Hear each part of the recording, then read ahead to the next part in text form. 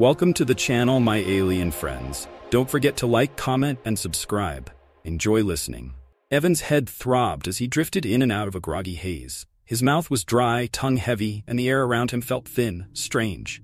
It carried a metallic tang, unfamiliar and unpleasant, like he had inhaled burnt metal. He tried to move, but his limbs were sluggish, his muscles refusing to obey. He blinked, and the world came into a blurry focus. He wasn't in his bedroom. Cold panic began to gnaw at his mind as he realized the room around him was nothing like anything he had ever seen before. Sleek metallic walls arched upwards into a domed ceiling that pulsed with a soft blue light. The room exuded an eerie sterility, almost like a laboratory or some high-tech prison. He lay flat on a smooth metal surface, its chill biting into his bare skin. He looked down, his heart pounding. He was naked. What the hell was going on? His muscles tensed as he fought against the weight of confusion and fear, trying to sit up. His body felt heavy, unnaturally so. It was as if something invisible was pressing down on him, making every movement a struggle. Before he could make sense of his predicament, the walls seemed to respond to his awakening. A soft hiss, like the release of air pressure, came from behind him. He turned, craning his neck, and saw the door, seamless moments before, slide open with the same sound. 3 figures entered the room. They were humanoid in shape, but unmistakably alien. Tall and slender, their skin shimmered in varying shades of blue and silver. They moved with an unnerving grace, their long limbs almost fluid. Each one of them was strikingly beautiful, with an ethereal quality that sent a strange mix of awe and fear through Evan's chest. Despite their otherworldly appearance, the figures were distinctly female, or at least resembled what he assumed to be female. One of them stepped forward, her skin a deep azure, her silver eyes catching the light with a sharp gleam.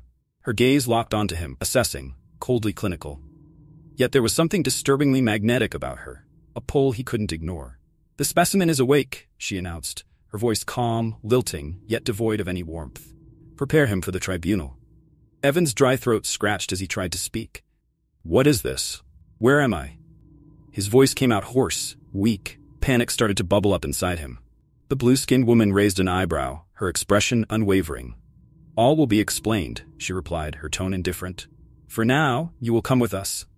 2 of the other women moved closer.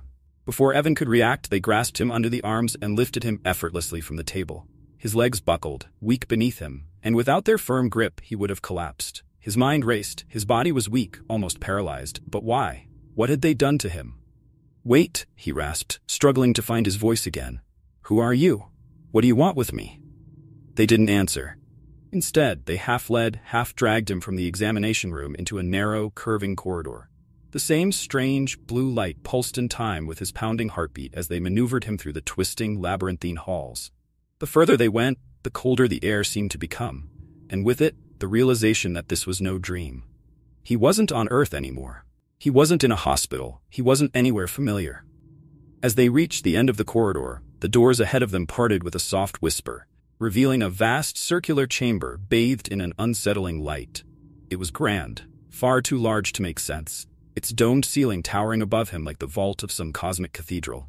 At the center stood a raised dais, upon which sat 5 more of the blue-skinned women. Their faces were impassive, their postures regal as they looked down upon him, their gazes sharp and unreadable. Each one exuded an aura of authority, their presence imposing, commanding. "Bring the human forward," one of them commanded. Her voice rang with a certain authority that silenced the room. Evan was guided, forced towards the dais until he stood before them, every instinct in his body screaming at him to run, to resist. But where would he go? He was surrounded by these strange, powerful beings, on a world that wasn't his. The reality of his helplessness crashed down on him like a tidal wave. One of the tribunal members caught his eye. She was younger than the others, her skin a soft turquoise that shimmered under the light. Her deep blue eyes regarded him with something he hadn't seen yet, curiosity, perhaps even sympathy. But it was fleeting, barely there, before her face turned expressionless once more. The apparent leader of the tribunal rose from her seat, her silver eyes fixing on Evan with cold calculation.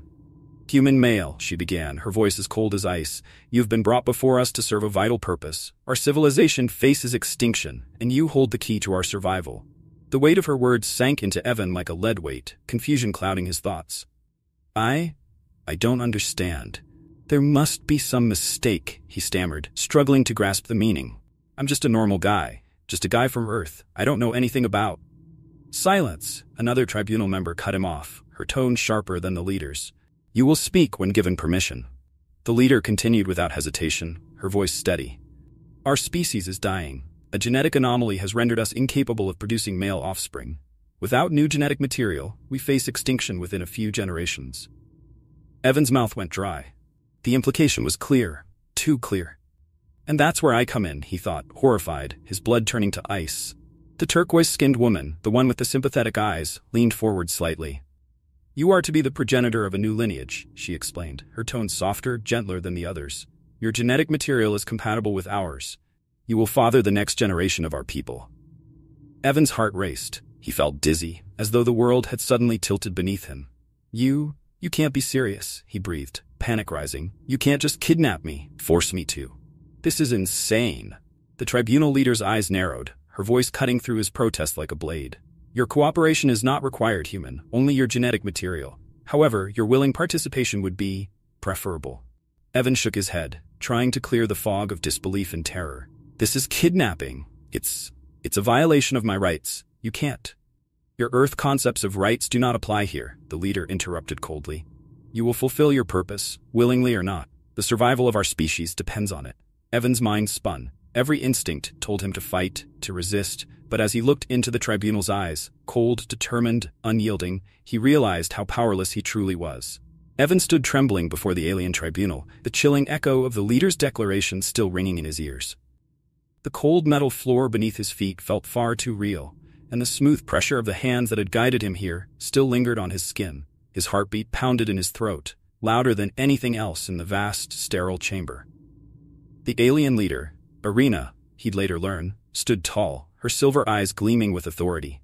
Her gaze bore into him as if she could peel back every layer of resistance, leaving him exposed. There was no kindness in her expression, no room for compassion. She was not asking him for anything. She was telling him. You are to father the next generation of our species, Irina repeated, her tone as steady as steel. Our future depends on your compliance.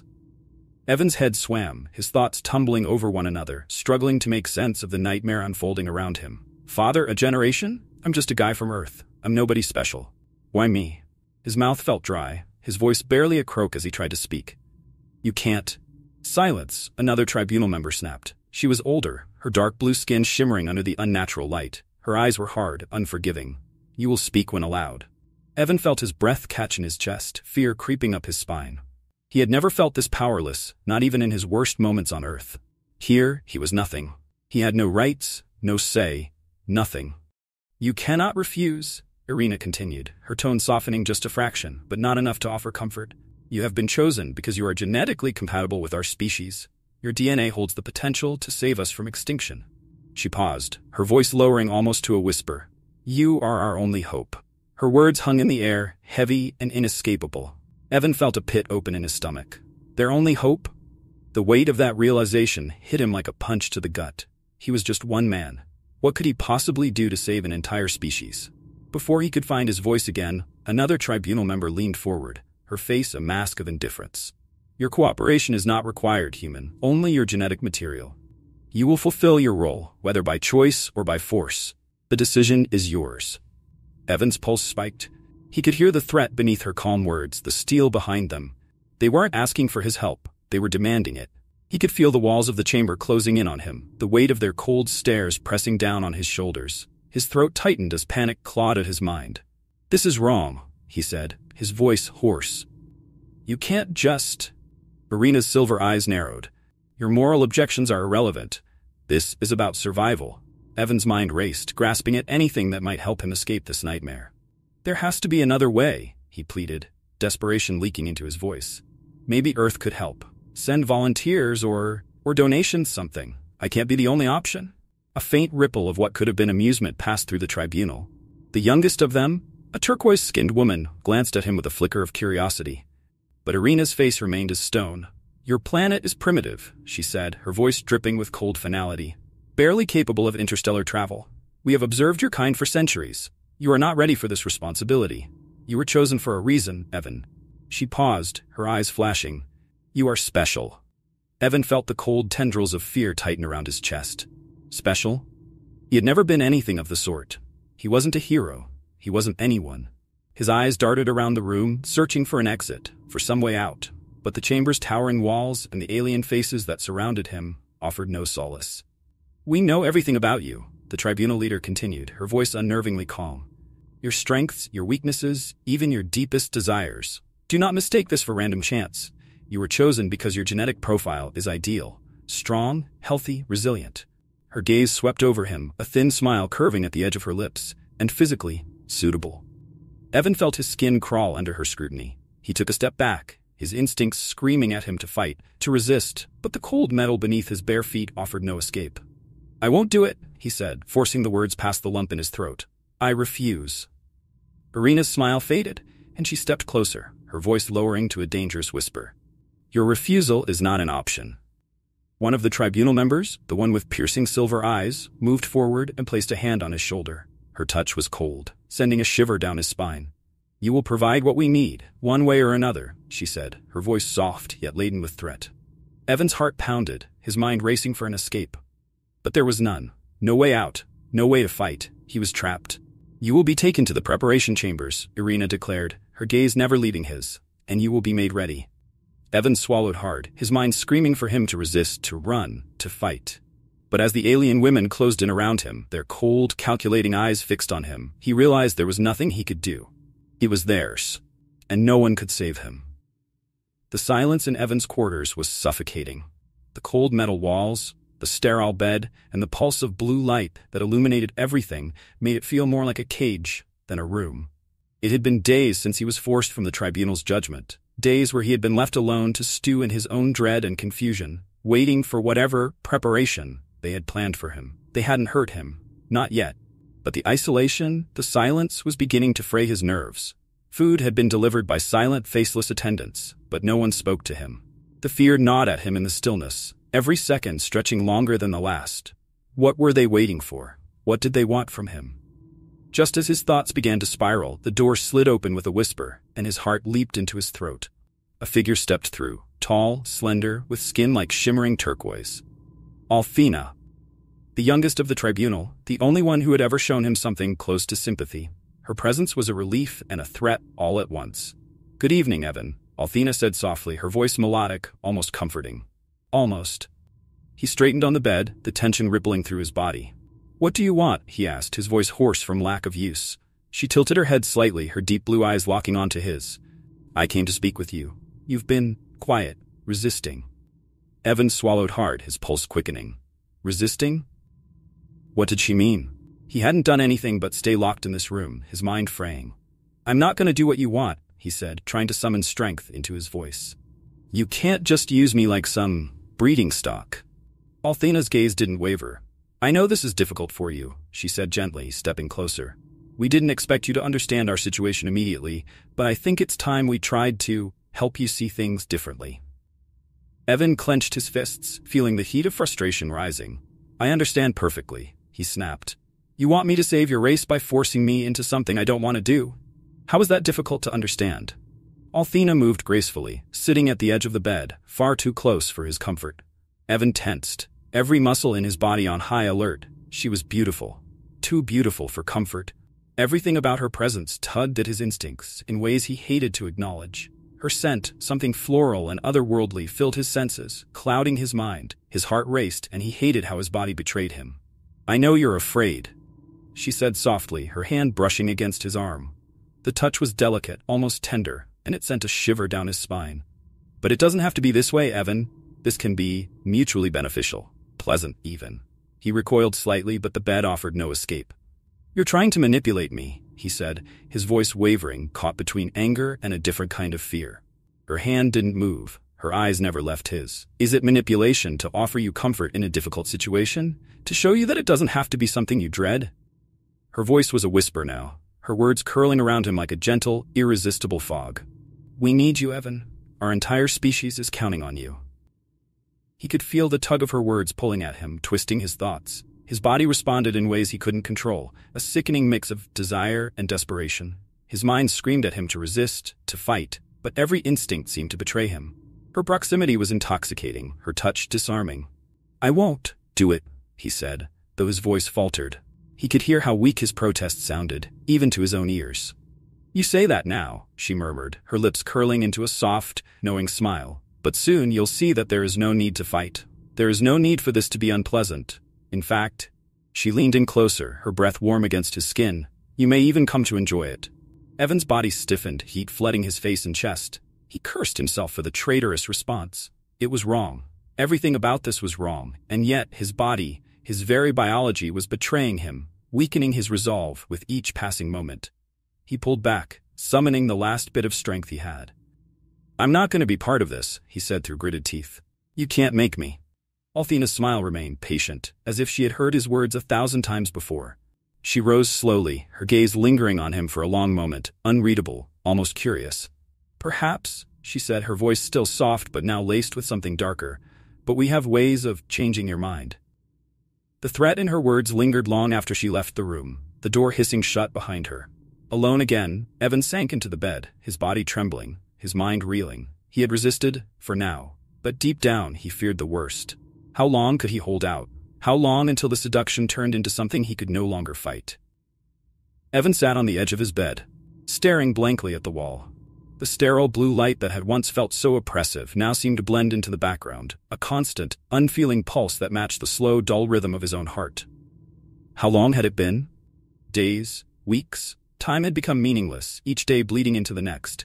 The isolation, the endless silence, it gnawed at him, wearing him down like water eroding rock. The tribunal's manipulation hadn't stopped. Every visit from Althena chipped away at his resolve. She came to him with soft words, coaxing promises that turned his mind into a fog of doubt. At first, he had been firm, defiant. He had sworn to resist, to hold on to his principles, to keep fighting for his autonomy. But now, as the days stretched into a blur, that resolve was crumbling. He could feel it, the slow, inevitable breakdown of his defenses. They weren't hurting him, not physically, but this was worse. The endless psychological pressure, the isolation, the seduction, it was all becoming unbearable. They didn't need to force him. They were breaking him with patience. Althena had visited again just hours before, her turquoise skin shimmering under the cold light as she sat beside him, closer than ever. Her touch had been gentle, too gentle, and her words, spoken in that soft, melodic voice, had wound through his thoughts like a poisonous vine. "You don't have to suffer like this," she had whispered, her fingers brushing the back of his hand. "This resistance, it's only hurting you. There's no need for it to be so difficult." He had pulled away, but even as he did, he felt the pull. His own body betraying him yet again. His mind had been screaming at him to keep resisting, but his body, his instincts, had been responding in ways he hated. And she knew it. They all knew it. Evan squeezed his eyes shut, trying to block out the memory of her touch, but it clung to him. How had it come to this? When had the lines blurred between captor and captive, between resistance and surrender? His body felt heavy, as though his limbs were lead, too weak to carry the weight of the battle any longer. "I won't do it," he had told himself. "I won't let them win." But what if they already had? The door slid open with its familiar hiss, and Evan flinched, his pulse quickening. He didn't need to look up to know who it was. Althena's presence filled the room, a mixture of warmth and cold that sent a shiver through him. "Evan," she said softly, her voice carrying the same soothing tone that had begun to wear him down from the inside. "We need to talk." He didn't respond, keeping his gaze fixed on the floor. She approached him, her movements slow and graceful, like a predator closing in on its prey. "You've been so quiet," she continued, her fingers brushing his arm. "I can feel the change in you." Evan stiffened at her touch, but didn't pull away. His body felt too exhausted, his mind too fogged with conflicting thoughts. He wanted to resist, to fight back, but the fight was slipping through his fingers, as though the harder he clung to it, the faster it drained away. "You can't keep resisting forever," Althena whispered, her hand sliding down to his wrist, her fingers curling gently around it. "I know how hard this is for you, but the sooner you accept your role here, the sooner you'll find peace." "Peace?" Evan's voice cracked, hoarse from disuse. He laughed bitterly, the sound foreign even to his own ears. "You call this peace? I'm a prisoner. You're turning me into a savior." Althena interrupted, her voice firmer now. "You're not a prisoner, Evan. You're our last hope." He shook his head, his thoughts spinning, the weight of her words sinking in. How many times had she said that? How many times had the tribunal pressed that same point? He had heard it so many times that it had started to blur into the background noise of his own thoughts. But now, as she said it again, something inside him cracked. What if they were right? What if he was their only hope? What if this was the only way forward? For them, and for him. He hated the thought. It twisted in his gut, made his skin crawl. But as he looked up at Althena, saw the quiet determination in her eyes, the subtle vulnerability beneath the surface, he couldn't deny the pull any longer. The isolation, the seduction, the promises, they had all chipped away at him, and now the cracks were too deep to ignore. His mind screamed at him to resist, to hold on to that last shred of autonomy, but his body, his instincts, were betraying him in ways he could no longer deny. His will was slipping, unraveling faster than he could gather it up. He began, his voice a whisper. I can't. Althena's hand tightened on his wrist, a soft, reassuring grip. It's okay, she whispered. You don't have to fight anymore. And in that moment, Evan's resolve shattered. He slumped forward, his body surrendering, and though his mind still screamed in defiance, it was too late. He had reached his breaking point. They had won. Evan had given in, or at least that's what the tribunal believed. His surrender had been slow, inevitable. The last resistance stripped away as days blurred into nights, and the walls of his sterile prison closed in around him. He had stopped fighting, stopped begging, stopped clinging to the notion that he could escape. The battle was over, they thought. But what they didn't know was that something else had begun to grow in the wreckage of his surrender. Something darker, something far more dangerous than they could have imagined. Evan had stopped resisting, yes, but that didn't mean he had accepted defeat. Instead, he had learned. He had learned how they operated, how the tribunal worked, how to read the subtle power dynamics that rippled through their every interaction, and most importantly, he had learned how to play them. If they thought they could use him as a tool, he would use them right back. This was no longer about escaping. No, escape was impossible, and he had come to terms with that. This was about something else entirely. It was about control. The first real sign of his new strategy had come during one of Althena's visits. She had been coming more frequently now, her presence almost a constant in his new life. At first he had resented her visits, hated the way she spoke to him in soft, coaxing tones, the way she looked at him as if he were both a puzzle and a prize. But over time, he had learned to mirror her tactics, to speak back with the same quiet persuasion. I'm ready to cooperate, Evan had said one day, his voice low, calculated. But if I'm going to help you, I want to be involved. Althena had looked at him with surprise, her blue eyes narrowing slightly, as if trying to detect a hidden motive. Involved? She had asked, her voice wary.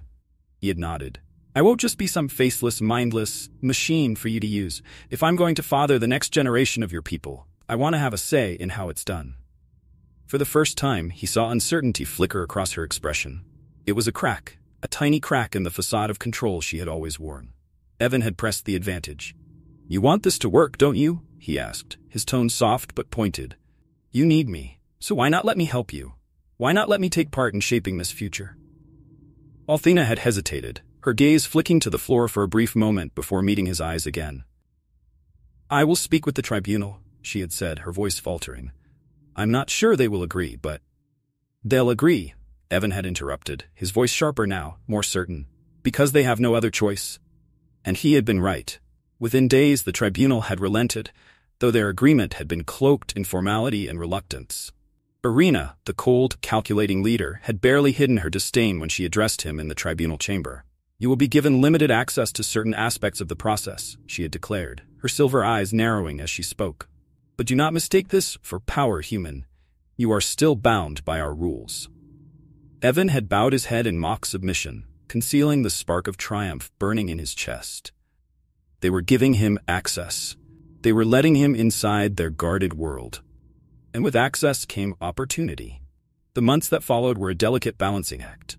He played the role of the compliant captive well, learning their technologies, their genetic engineering methods, and the intricate details of their breeding program.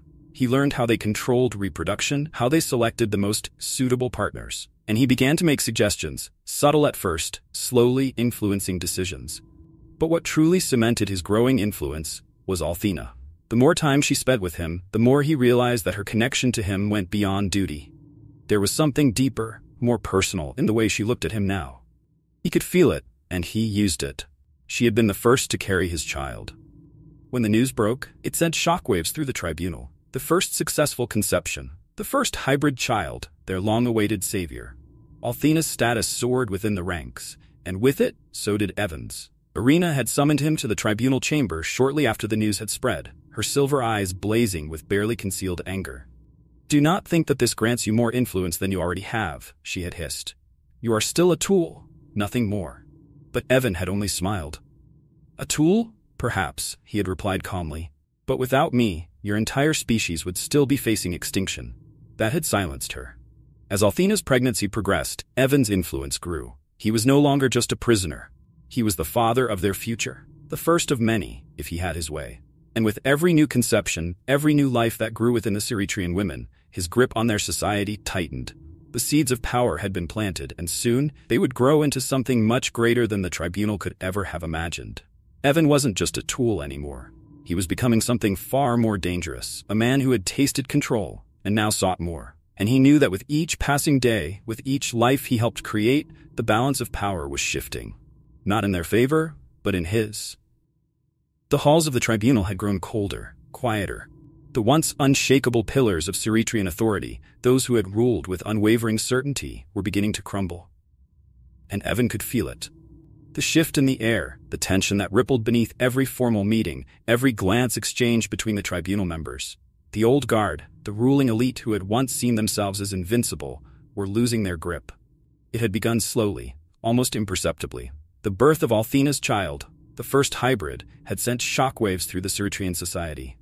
It was not just the birth of a child, it was the birth of something new, something unpredictable.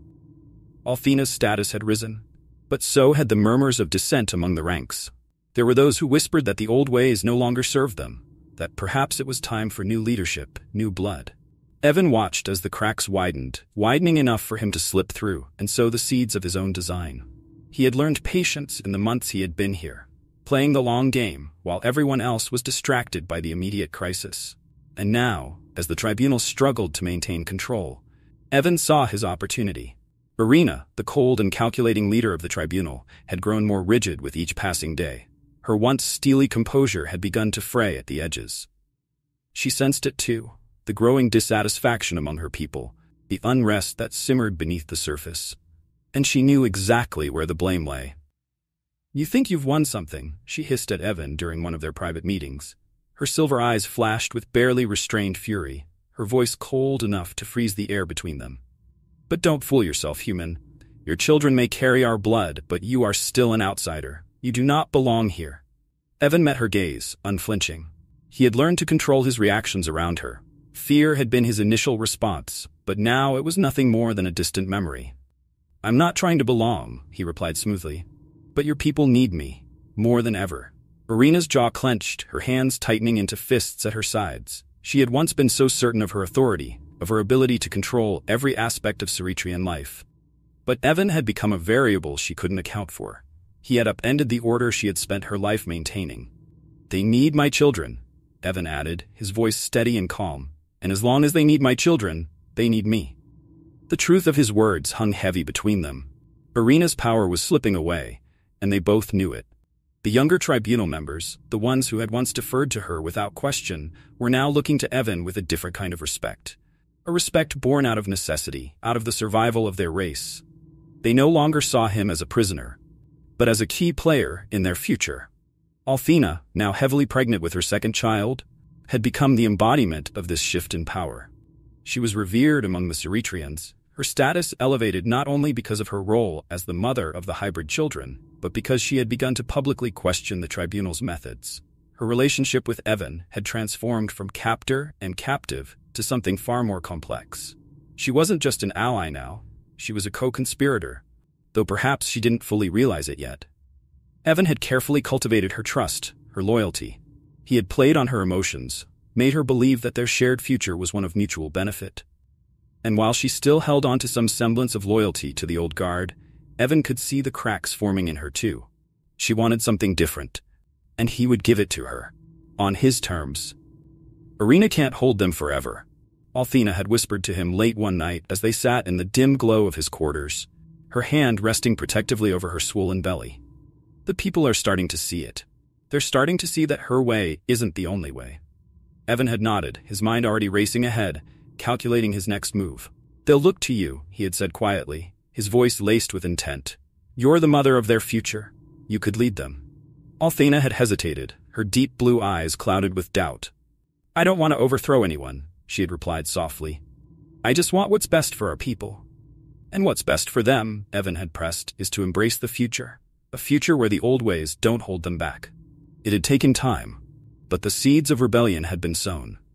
Althena's influence among the younger Ceretrians grew, while Arena's control over the tribunal weakened. The once iron grip of the old guard was slipping, and Evan made sure to fan the flames of dissent in every conversation, every meeting. He played both sides skillfully, appearing cooperative and respectful to the older members of the tribunal, while subtly encouraging the younger members to question their authority. He knew that with each hybrid child born, his influence would grow, and with it, his control over the future of the Ceretrian race. The final blow came during a public gathering, where Arena addressed her people with a fiery speech about tradition, about preserving the old ways. But as she spoke, the crowd's reaction was lukewarm.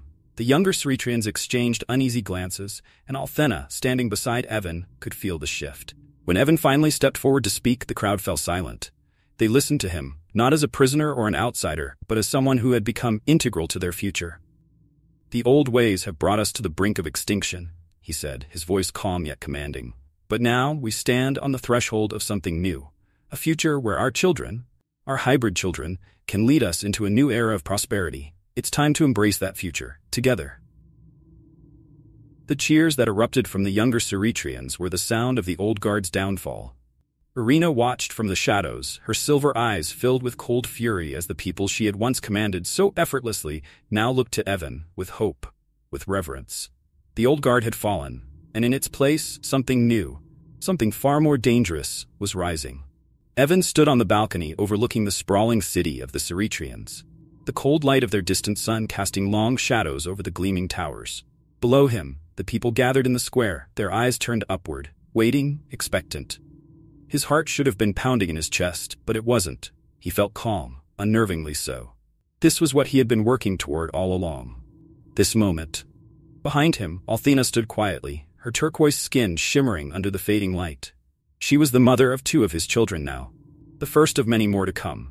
The future of the Ceretrians and his own legacy was quite literally in her hands. She had become a symbol to her people, revered as the mother of their salvation. But Evan knew the truth. She was no more in control than anyone else. He was. Are you ready? Althena's voice was soft, almost hesitant. Her hand rested on her swollen belly, where the next hybrid child was growing. The children were coming more quickly now, each one a powerful symbol of their new future. Evan turned to her, a faint smile playing at the corners of his mouth. I've been ready for a long time. She smiled back, though there was a shadow in her eyes. She had grown more uncertain lately, more distant. The cracks in her once steadfast loyalty had become visible, though she tried to hide them. She had begun to question things, his methods, his ambition, but it was too late for that now. Too late for doubt. The crowd below shifted, a restless murmur rising through the square. It was time. Evan stepped forward, his presence commanding the attention of every single Ceretrian gathered below. Thousands of faces turned upward, their eyes reflecting the dying light of their world. The children stood in the front rows, his children, their blue skin and human features a perfect blend of 2 species, a living testament to the new world being born from the ashes of the old. This was no longer a species on the verge of extinction. It was a species reborn. The moment stretched out, heavy with the weight of expectation. And then Evan spoke. My friends, he began, his voice carrying effortlessly across the square. We stand at the dawn of a new era. No longer are we bound by the limitations of the past, by the old ways that brought us to the brink of annihilation. Today, we embrace the future, a future where we thrive, where we ascend to heights even greater than before. He paused, letting the words sink in, watching the way the crowd hung on every syllable. They had been waiting for this. They had been desperate for hope, and he had given it to them. But hope was not enough. Not anymore. He needed more than their hope. He needed their devotion. Our children, he continued, gesturing to the rows of hybrid children standing at the front, are the future. They are stronger, smarter, more resilient than we ever were. They will lead us into an age of prosperity, of power, and together we will build a new society, one that can stand against any challenge the universe throws at us. The crowd erupted into cheers, their voices echoing through the city, a symphony of adoration. Evan stood still, basking in the sound, feeling the weight of their belief in him. They saw him as their savior, their leader. They had no idea how tightly he had woven the web that now bound them to him. But amidst the cheers, Evan caught a glimpse of Irina standing in the shadows, her silver eyes cold, her face hard as stone. She had lost everything, her power, her influence, yet she remained, watching him with the same calculating gaze that had once terrified him. Now it was nothing more than a reminder of the old world he had already crushed beneath his heel. He turned his gaze away from her, back to the adoring crowd. They weren't cheering for Irina, they were cheering for him. For too long, Evan continued, his voice growing stronger. We have been at the mercy of fate, but no longer. We are no longer victims of circumstance. We control our future now. I control it. His words were met with another wave of cheers, louder this time, the roar of the crowd reaching a fever pitch. They didn't even realize what he was saying, didn't hear the truth hidden in his declarations. He wasn't just a savior. He wasn't just a leader. He was their king. Evan turned and nodded at Althena, signaling for her to join him at the edge of the balcony. She hesitated for a brief moment, just long enough for him to notice the flicker of doubt in her eyes, before stepping forward to stand beside him. The crowd's cheer swelled even louder at the sight of them together, the king and queen of this new era, the father and mother of the future. As the sun dipped below the horizon, casting the city in shadow, Evan felt the final piece of his plan click into place. This was what power felt like. Not the raw, brutal power of force, but the subtle, unshakable power of control. He had taken everything from the Ceretrians, their future, their hope, their very lives, and made it his own. And they had handed it to him willingly. Irina won't stand by forever, Althena whispered beside him, her voice barely audible over the roar of the crowd. She'll try to take back what she's lost. Evan's smile didn't falter. Let her try. He looked out over the adoring faces below him, the sea of loyal subjects who now saw him as their salvation. They would follow him, obey him, worship him. The Ceretrians thought they had saved their race by bringing him here, by using him as a tool for their survival. But they had done more than that. They had crowned him their king. And now they were his.